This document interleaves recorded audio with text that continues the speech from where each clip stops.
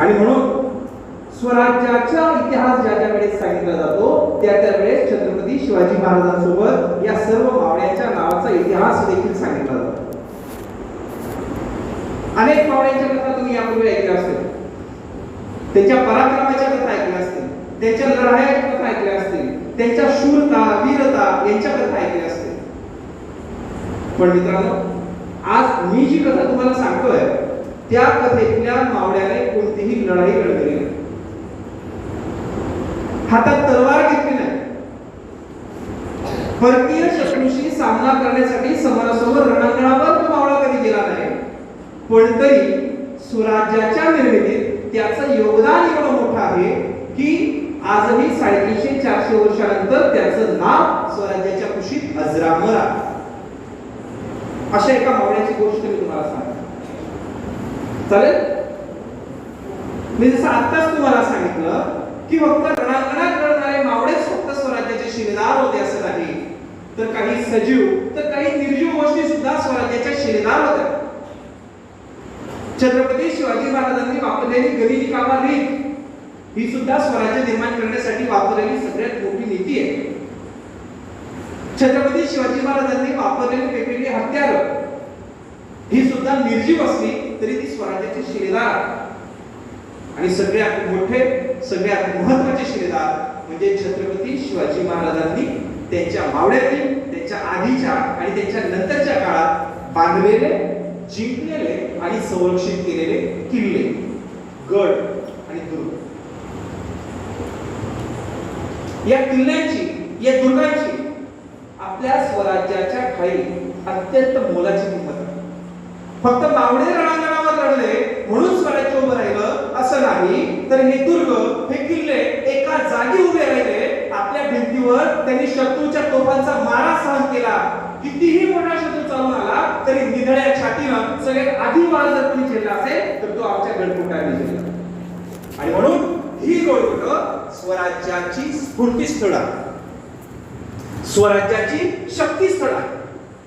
इतिहासात रामचंद्र पंत अमात्य असं लिहितात की गडकोट म्हणजे राज्यलक्ष्मी, गडकोट म्हणजे राज्याचं मूळ, गडकोट म्हणजे सैन्याचं बळ, गडकोट म्हणजे आपली वस्तीस्थळे, गडकोट म्हणजे आपली शक्तीस्थळे, गडकोट म्हणजे स्वराज्याचा खजिना. आणि हा स्वराज्याचा खजिना गेल्या 350-400 वर्षापूर्वी महाराजांनी उभारला. आणि म्हणून त्याच किल्ल्यांच्या धर्तीवर आपलं स्वराज्य महाराजांच्या नंतरच्या काळात देखील टिकून राहिलं. मग हे जे किल्ले निर्माण झाले, हे किल्ले निर्माण करताना ज्या ज्या मावळ्यांचे हातभार त्या किल्ल्यांना लागले, त्याच्या निर्मितीत लागले, त्या मावळ्यांचं स्मरण करणं हे देखील आपलं परम कर्तव्य आहे. जसं रणांगणात लढलेल्या प्रत्येक मावळ्याची कथा आपण हिरिरीने ऐकतो, उत्साहाने ऐकतो, तसं आजवर तुम्हाला हे किल्ले बांधण्यासाठी हातात माती, दगड या वस्तूंसह हातात पाटी टोपलीमध्ये माती घेऊन जाणाऱ्या मावळ्याची गोष्ट कदाचित कोणी सांगितली नसेल. ती गोष्ट आज आपण शिकणार, ऐकणार. मित्रांनो, एक किल्ला उभारणं, एक दुर्ग उभारणं म्हणजे काही साधी सोपी गोष्ट नाही.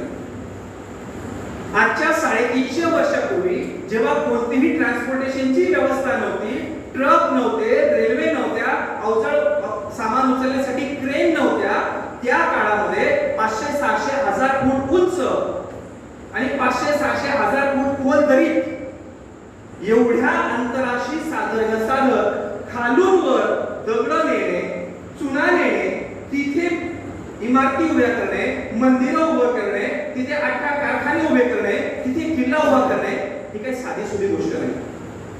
आणि हा किल्ला उभा करताना पुन्हा तो पुढचे 400-500-1000 वर्ष टिकला पाहिजे, म्हणून तो त्या क्वालिटीचा बांधला गेला पाहिजे. म्हणून तेवढ्याच तन, मन आणि धनाने ते बांधकाम करणं हे देखील महत्त्वाचं आहे. आज 5 वर्षापूर्वी बांधलेलं घर आपलं गळायला लागतं, 15-20 वर्षापूर्वी बांधलेल्या रस्त्यावरचे पूल पडायला लागतात, मागच्या वर्षी बांधलेला रस्ता या पावसाळ्यात खराब होतो. पण छत्रपती शिवाजी महाराजांच्या कारागिरांनी 350-400 वर्षापूर्वी बांधलेले दुर्ग आजही सुस्थितीत भक्कमपणे उभे आहेत. कारण ते दुर्ग उभारण्यासाठी त्या मावळ्यांनी त्याच्यात ओतलेली त्यांची निष्ठा, त्यांनी सिमेंट वापरलं नाही, त्यांनी त्यांची निष्ठा त्यात वापरलेली आहे. आणि त्याच निष्ठेची गोष्ट आपल्या मनावर बिंबवावी म्हणून हा दीर्घकथेचा छोटासा प्रयत्न.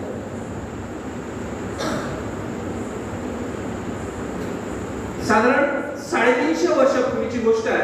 स्वराज्यातले इकडचे किल्ले कसे जिंकले शिवाजी महाराजांनी हे जवळपास आपल्यापैकी बऱ्याच जणांना माहिती आहे. त्याच्यावर अनेक चित्रपट आले, चित्रपटातून, पुस्तकातून, कथा कादंबऱ्यातून आपण हा इतिहास अभ्यासलाय. पण समुद्रामध्ये, पाण्यामध्ये आजच्या 350-400 वर्षापूर्वी किल्ला बांधणं किती अवघड काम असेल याची जरा कल्पना करा. आजची टेक्नॉलॉजी प्रगत आहे, पण त्या काळामध्ये समुद्रामध्ये किल्ला बांधणं ही काही साधी सुधी गोष्ट नव्हती. महाराष्ट्राची जर भौगोलिक रचना पाहिली तर महाराष्ट्राच्या पश्चिमेला अरबी समुद्र आहे आणि या अरबी समुद्राच्या कोकण किनारपट्टीवर, स्वराज्याच्या किनारपट्टीवर सिद्धी लोक यायचे. इराण, सिरिया या भागातून यायचे. इंग्रज होते, नंतर काही काळात पोर्तुगीज होते. हे किनारपट्टीवर यायचे. किनारपट्टीच्या प्रदेशातल्या आया बहिणींना उचलून न्यायचे, त्यांचा बाजार करायचे, परदेशात मुलखात नेऊन त्यांना विकून टाकायचे. आणि ही बातमी जेव्हा छत्रपती शिवाजी महाराजांच्या कानापर्यंत पोहोचली त्यावेळेस महाराजांनी निर्धार केला की या गोवेकरांचा, या पोर्तुगीजांचा, या टोपीकरांचा, या सिद्धीचा काहीतरी बंदोबस्त केलाच पाहिजे. आणि म्हणून किनारपट्टीच्या प्रदेशात आपली जर जरब बसवायची असेल तर तिथे आपलं सैनिकी केंद्र निर्माण केलं पाहिजे. आणि हे सैनिकी केंद्र म्हणजेच आपले किल्ले निर्माण केले पाहिजे. समुद्रामध्ये असा किल्ला निर्माण करण्याचा पहिला प्रयत्न जर या आजपर्यंतच्या इतिहासात कोणी केला असेल तर तो छत्रपती शिवाजी महाराजांनी केला आहे. आणि म्हणून आज जरी तुम्ही गुगल केलं, गुगलवर सर्च करा आणि म्हणा who is the father of the Indian Navy, आजची जी आपली इंडियन नेव्ही आहे या इंडियन नेव्हीचे पितामह म्हणून कोणाला ओळखलं जातं तर छत्रपती शिवाजी महाराजांना ओळखलं जातं.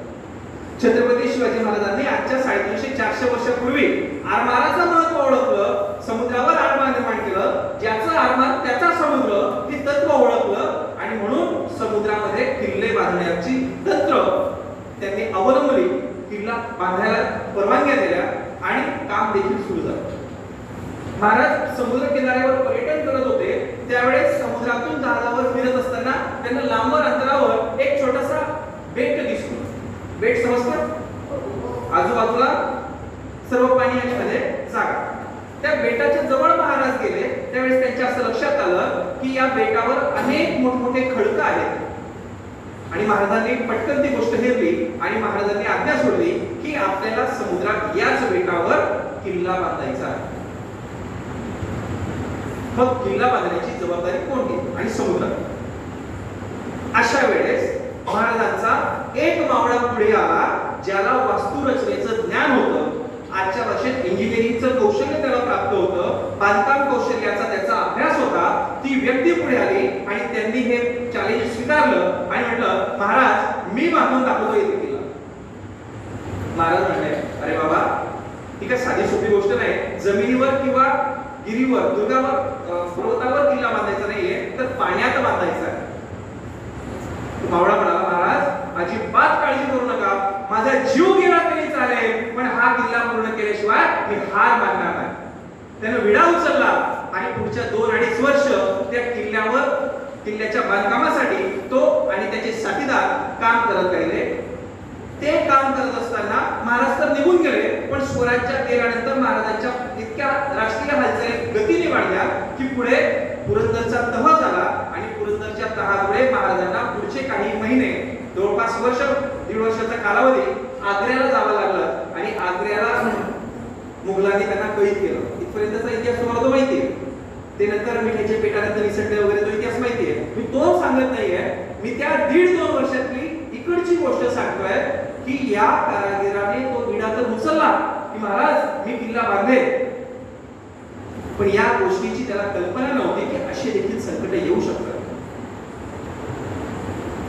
आपल्याला एक रूम बांधायचा असेल तरी आधी पैसे आपल्याकडे किती आहेत, रेती मिळेल का, सिमेंट आहे का, कारागीर मिळतील का, पाण्याची ट्यूबवेल करावी लागेल का, हा सगळा विचार करावा लागतो. तिथे तर दुर्ग बांधायचा. पण म्हणतात की ज्याच्या मनात चांगले विचार असतील तर सारी पृथ्वी त्याच्या मदतीला धावून येते. आणि झालं तसंच भर समुद्रामध्ये आजूबाजूला खारट पाणी असताना त्या कुर्टे नावाच्या छोट्याशा बेटावर मध्यभागी दोन निसर्गाचा चमत्कार बघा मित्रांनो. आजूबाजूला सगळं खारट पाणी आहे, पण कुर्टे बेटावर गोड पाण्याच्या दोन विहिरी सापडल्या. आणि त्या मावळ्याने ठरलं की हाच आपल्याला देवाने दिलेला आशीर्वाद आहे. त्यांनी काम सुरू केलं. काम सुरू केल्यानंतर देखील त्यांची संकट कमी होत नव्हती. कच्चा माल जो किनारपट्टीवरून जहाजात लादून बेटापर्यंत न्यायचा आहे, हे सिद्धीला कळलं, इंग्रजांना कळलं, पोर्तुगीजांना कळलं. आणि म्हणून त्यांनी मराठ्यांची अशी जहाज, अशी गलबत परस्पर समुद्रात बुडवण्याचा प्रयत्न सुरू केला. आपला कच्चा माल तिथे पोहोचू नये म्हणून या जहाजांवर हल्ले करायला सुरुवात केली. म्हणून या हल्ल्यांना चुकवत आपला सगळा बांधकाम सामग्रीचा कच्चा माल त्या बेटापर्यंत नेण्याची कसरत अनेक दिवस, अनेक महिने या मावळ्यांनी केली. कसं सामान तिथपर्यंत पोहोचवलं. परत पुन्हा दुसरी अडचण निर्माण झाली की कुर्टे बेटावरच्या समुद्राच्या लाटा इतक्या जोरात येतात. त्या बेटाची भौगोलिक परिस्थिती अशी आहे की त्या लाटा आदळल्या की सगळं साहित्य वापरायचं. आणि म्हणून त्या लाटा यायच्या आधी ते बांधकाम उरकावं लागलं. अशा सगळ्या संकटांमधून मार्ग काढत हे बांधकाम महाराजांच्या पसंतीस उतरलं पाहिजे, पुढच्या अनेक पिढ्यांपर्यंत टिकलं पाहिजे. म्हणून त्या मावळ्यानं परत एक निर्णय घेतला. तोपर्यंतच्या बांधकामांमध्ये बाकी सगळे त्या काळातले इंजिनियर्स चुना वापरायचे दोन दगडांना साधण्यासाठी. चुना समजतो? काही चुन्याचे घर आहेत अजून बनवले आहेत, पांढरा चुना असतो बघा. आज आपण दोन मीटरला सांधण्यासाठी काय लावतो? सिमेंट वापरतो. त्या काळात वापरायचे चुना. चुन्याचे घाणे राहायचे. पण हा किल्ला समुद्रात उभा करायचा आहे म्हणून पैसा दुप्पट लागला तरी चालेल, चुना वापरायचा नाही असा निर्णय त्या मावळ्यांनी घेतला. आणि ठरवलं की दोन दगड जर आपल्याला साधायचे असतील, त्या काळातल्या इंजिनिअरिंगचा चांगला एक प्रकार त्यांनी शोधून काढला की शिस नावाचा एक धातू. शिस माहिती तुम्हाला? शिस पेन्सिल माहिती आहे? पेन्सिल मध्ये ते लीड असते बघा, ती शिस्याची असते. ती कमी क्वालिटीची असते, लगेच मोडते. पण तो शिस धातू जर चांगल्या क्वालिटीचा असेल तर तो अत्यंत मजबूत असतो. आणि म्हणून त्या मावळ्यांनी ठरवलं की दोन दगडांना साधण्यासाठी आपण शिशाचा उपयोग करू.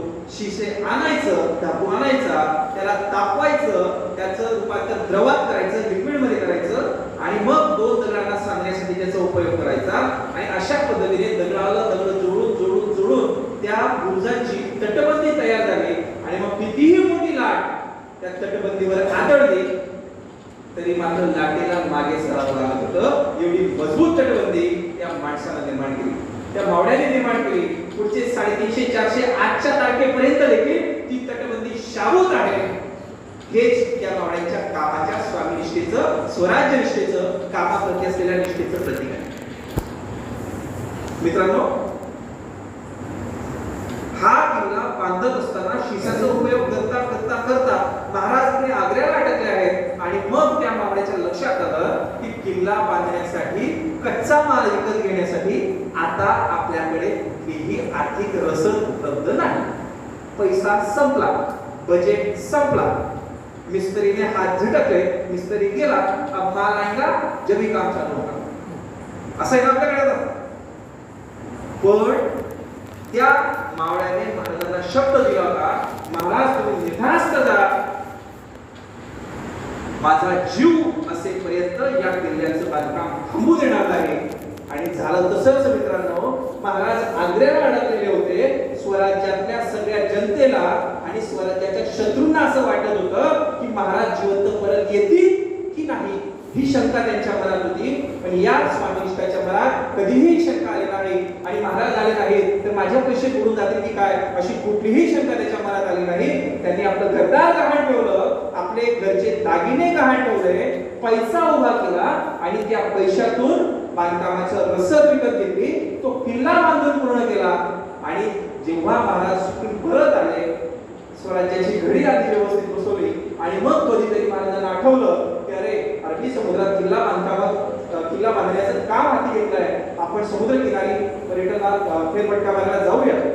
महाराज किल्ल्यावर आले त्यावेळेस महाराजांनी किल्ला पाहिला, महाराज आवाज झाले आणि म्हणाले, वा काय किल्ला बांधला, या सम दुसरा नाहीच, असा किल्ला आजवर समुद्रात पाहिलेला नाही, इतका मजबूत इतका भक्कम किल्ला त्या काळात त्यांनी उभा केला. महाराजांनी त्यावेळेस त्या मावळ्याला, त्या इंजिनियरला, त्या स्थापत्य विशारदाला विचारलं. महाराज खुश झाले आणि म्हणाले, बोला काय बक्षीस पाहिजे तुम्हाला याच्याबद्दल. महाराजांना इतर मावळ्यांनी लक्षात आणून दिलं की महाराज इतक्या अडचणी आल्या, पैसे संपले, यांनी स्वतःचं घरदार गहाण ठेवलं, स्वतःचे दागिने गहाण ठेवले आणि मग हा किल्ला उभारला. महाराज आणखी खुश झाले आणि म्हणाले, बागा तुम्हाला काय मागायचं ते, जहागिरी मागायची असेल जहागिरी मागा, वेतनवाढ मागायची असेल वेतनवाढ मागा, काहीही मागा, पगारवाढ मागा. पण त्या मावळ्याने सांगितलं, महाराज मला काही नको. महाराज आश्चर्यचकित झाले आणि महाराजांच्या तोंडून उद्गार बाहेर पडले की तुमच्यासारखी माणसं आहेत म्हणून या इतर माणसांचं रयतेचं हे स्वराज्य निर्माण होत आहे.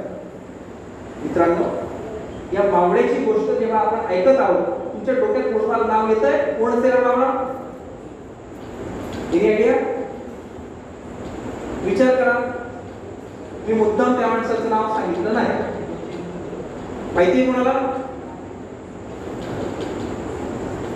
तुमच्यापैकी नाही, मागून आवाज येतोय पण मला तुमच्याकडून अपेक्षित आहे. नाही? ठीक आहे. शिक्षक? अगदी बरोबर. त्या मावळ्याचं नाव होतं हिरोजी इंदुलकर. हिरोजी इंदुलकर म्हणजे महाराजांचे त्या काळातले इंजिनियर, शासकीय बांधकाम विभागाचे कॉन्ट्रॅक्टर. कुठलंही शासनाचं बांधकाम करायचं असेल, रस्ते बांधायचे असतील, पूल बांधायचे असतील, दुर्ग बांधायचे असतील, कॉन्ट्रॅक्टरनाच. आणि त्यांनी जो किल्ला कुलटे बेटावर बांधला तो आजही सुस्थितीत उभा आहे. त्या किल्ल्याचं नाव आहे सिंधुदुर्ग. काय त्या किल्ल्याचं नाव? सिंधुदुर्ग. आणि या सिंधुदुर्गामुळे मित्रांनो सिद्धी, इंग्रज, पोर्तुगीज यांना आडकाठी झाली आणि पश्चिम किनारपट्टी कोकणाचा प्रदेश सुरक्षित झाला. मग मला सांगा, सुरुवातीला जे मी तुम्हाला सांगितलं होतं, हातात तलवार न घेता ज्या मावळ्यांना स्वराज्य सुरक्षित केलं, तो मावळा देखील महत्वाचा नाही का? आता तलवार घेतली का? पण स्वराज्य सुरक्षित. किल्ला ही निर्जीव गोष्ट आहे, पण याच निर्जीव गोष्टीने स्वराज्य सुरक्षित केलं, बाधित ठेवलं, दीर्घकाळपर्यंत चिरकाल त्याच्या स्मृतीत जिवंत आहे. म्हणून स्वराज्य निर्मितीत ज्यांनी ज्यांनी योगदान दिलं अशा काही महापुरुषांच्या कथा आपण या दीर्घकथेच्या माध्यमातून सांगत असतो. त्यांचं चरित्र उलगडण्याचा प्रयत्न करतो. एवढ्या चांगल्या चारित्र्याची माणसं छत्रपती शिवाजी महाराजांनी निर्माण केली, हा सांगण्याचा खरा उद्देश या दीर्घकथेमागे आहे. त्यांची निष्ठा सांगण्याचा खरा उद्देश या दीर्घकथेमध्ये आहे. नॅशनल कॅरेक्टर निर्माण करण्याचं कार्य जे आपण संघामध्ये करतो, ते नॅशनल कॅरेक्टर निर्माण करण्याचा पाया छत्रपती शिवाजी महाराजांनी त्या काळात घातला. राष्ट्रीय चारित्र्य निर्माण करणं, राष्ट्रीय चारित्र्य बांधणं, अशी माणसं निर्माण करणं हे कार्य त्या काळापासून आजच्या काळापर्यंत सुरू आहे.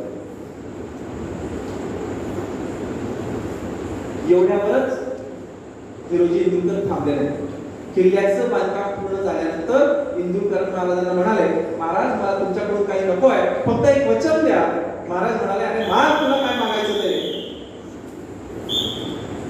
मग महाराज म्हणाले, तुला जे पाहिजे ते माग.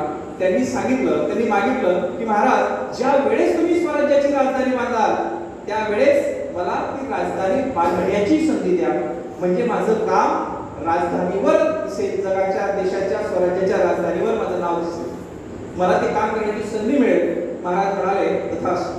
दिलं. याच्या 15-20 वर्षानंतर स्वराज्याच्या राजधानीचं काम सुरू झालं आणि अर्थातच ते काम नंतर मिळालं हिरोजी इंदुलकरांनाच. राजधानी कुठे बांधली? कुठे बांधली? स्वराज्याची राजधानी कोणती होती महाराजांची? दिल्ली होती. बरोबर. रायगडावर होती. स्वराज्याची पहिली राजधानी राजगडावर होती. पण जसा जसा स्वराज्याचा आवाका वाढला, महाराजांना राज्याभिषेक करायचा होता आणि म्हणून राजगड आता छोटा आहे, म्हणून मोठी राजधानी पाहिजे, राजधानीचं केंद्र पाहिजे, म्हणून रायगडाची निवड करण्यात आली आणि आणि या रायरीच्या किल्ल्याची दुरुस्ती आणि बांधकाम पुन्हा हिरोजी इंदुरकर यांना देण्यात आलं होतं. हिरोजी इंदुरकरांनी काम हाती घेतलं. पुन्हा एकदा नवीन टेक्निक, पुन्हा अभ्यास, पुन्हा नवीन वास्तुरचना, काही नवीन वास्तुरचनेची वैशिष्ट्य जी त्या काळात नव्हती ती त्यांनी त्याच्यात ऍड केली आणि एक नवीन चांगला किल्ला त्या काळात नव्हता असा किल्ला बांधून दाखवला. त्याचं नाव म्हणजे रायगड, ज्याला आम्ही समुद्रप्रेमी पृथ्वीवरचा स्वर्ग म्हणतो. तो दुर्ग राजेश्वर अर्थात दुर्ग रायगड. दुर्ग रायगडावर हिरोजी इंदुरकरांनी राजवाडा बांधला, राणी वसा बांधला, जगदीश्वराचं मंदिर बांधलं, 18 प्रकारचे कारखाने उभारले, एक मोठी बाजारपेठ निर्माण केली. बाजारपेठेच्या या कोणाला दोरा लावला तर शेवटच्या दुकानापर्यंत दोरा थोडाही इकडे तिकडे होणार नाही, इतकं अचूक बांधकाम त्या ठिकाणी करण्यात आलं. घोड्यावर बसून एकाच वेळेस 3 स्वार घोड्यावर बसून बाजार करू शकतील अशी बाजारपेठ त्यांनी त्या काळामध्ये रायगडावर निर्माण केली. विचार, रायगड जिथे वर वारा आणि खाली पाणी अजूनही जायला घाबरतात, त्या रायगडावर एवढं काम करणं हे साधी गोष्ट नाही. पण हिरोजी इंदुरकरांनी तेही काम करून दाखवलं आणि इंदुरकरांनी हे काम केल्यानंतर रायगडावर जेव्हा राज्याभिषेक होणार होता त्या राज्याभिषेकाच्या वेळी छत्रपती शिवाजी महाराजांनी त्यांना भेटायला आलेल्या सगळ्या मान्यवरांचा सत्कार केला, त्यांना गिफ्ट्स दिले, नजराणे पेश केले. महाराजांना ज्यांनी गिफ्ट्स आणले त्यांना रिटर्न गिफ्ट दिले आणि आपल्या स्वराज्य निर्मितीत ज्यांनी ज्यांनी आतापर्यंत हातभार लावलेला आहे अशा सर्व मावळ्यांना बक्षिसी द्यायला सुरुवात केली. सगळ्यांना बक्षिसी दिली, जहागिऱ्या दिल्या, ज्याला जे पाहिजे ते दिलं. पुन्हा नंबर आला हिरोजी इंदुरकरांचा आणि हिरोजी इंदुरकरांना महाराजांनी पुन्हा एकदा विचारलं, इंदुरकर मला काय मागायचं? इंदुरकर म्हणाले, नव महाराज, आता नव, मला जेव्हा मागायचं आहे तेव्हा मी मागेन.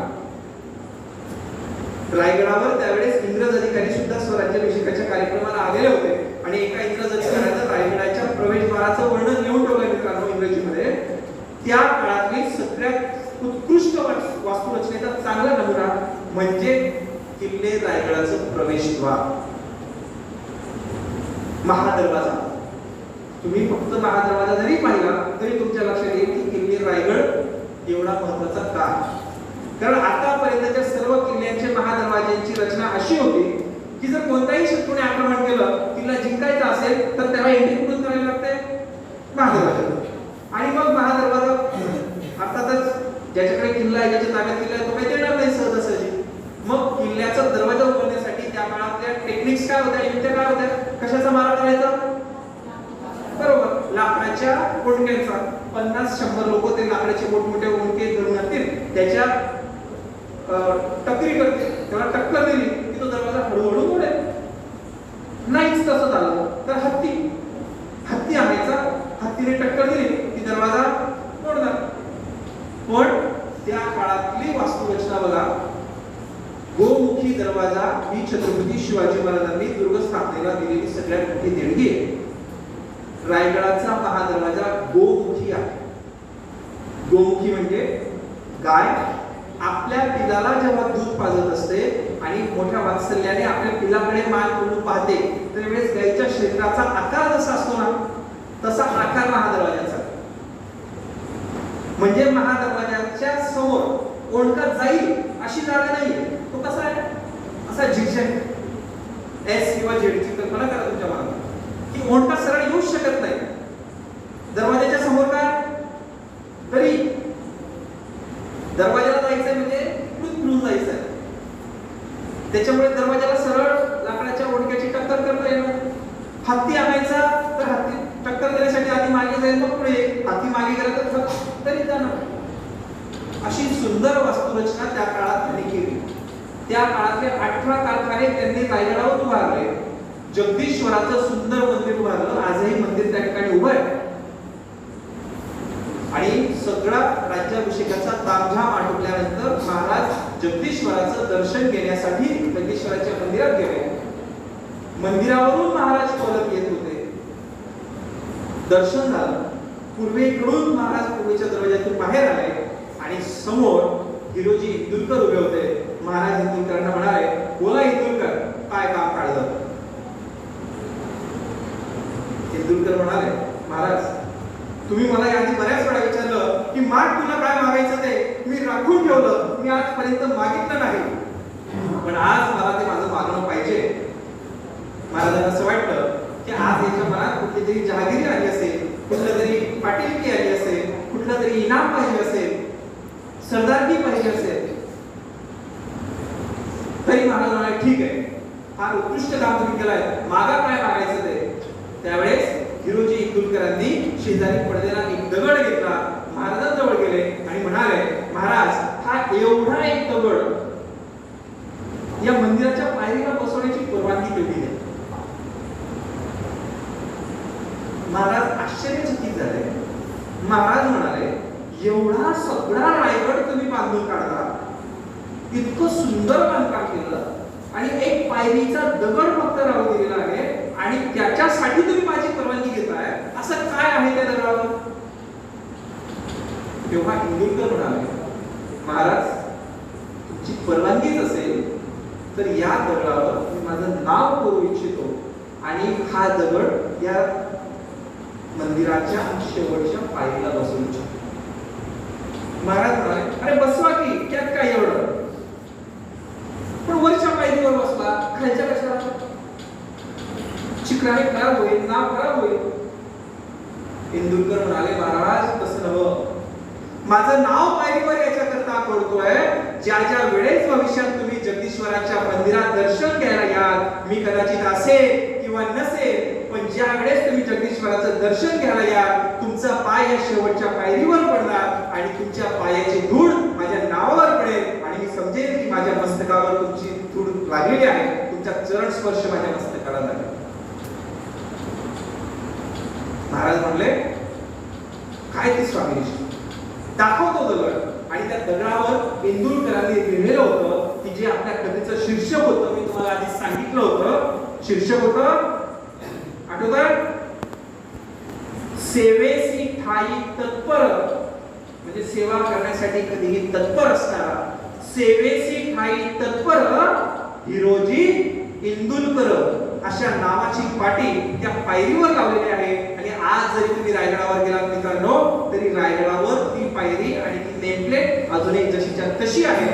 महाराजांना जाऊन आज इतकी वर्ष झाली, पण योगायोग बघा, महाराजांची समाधी जगदीश्वराच्या मंदिराच्या समोरच उभारलेली आहे. म्हणजे मृत्यूच्या पश्चात देखील महाराजांचा सानिध्य, संपर्क त्या पायरीशी येतो. ही स्वामीनिष्ठा, ही स्वराज्यनिष्ठा हिरोजी इंदुरकरांनी त्या काळात दाखवली. म्हणून म्हटलं जातं की सेवेसी ठाई तत्पर हिरोजी इंदुरकर.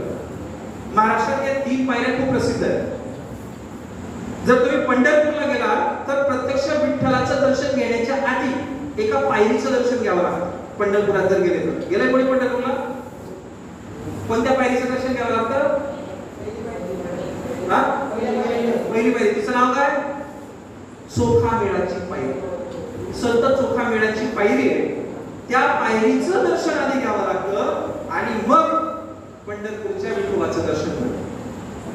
त्याच ठिकाणी पंढरपूरला दुसरी पायरी आहे, संत नामदेवांची पायरी. त्या पायरीचं दर्शन घेतल्यावर मग मंदिरात जाता येतं. या 2 पायऱ्यांच्या व्यतिरिक्त महाराष्ट्रातली प्रसिद्ध तिसरी पायरी आहे की जी सेवेच्या ठाई तत्पर आहे. ती पायरी म्हणजे हिरोजी इंदुरकर.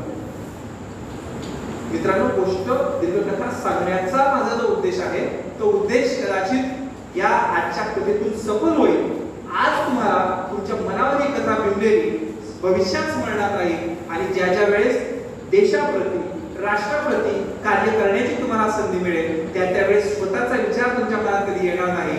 तुमच्या मनात हिरोजी इंदुरकरांची निष्ठा जागृत होईल आणि तुम्ही म्हणाल की हे कार्य जर मी देशासाठी करत असेल तर हे कार्य तितकंच चिरकाळ टिकलं पाहिजे जितकं चिरकाळ हिरोजी इंदुरकरांचं नाव स्वराज्यामध्ये टिकत आहे.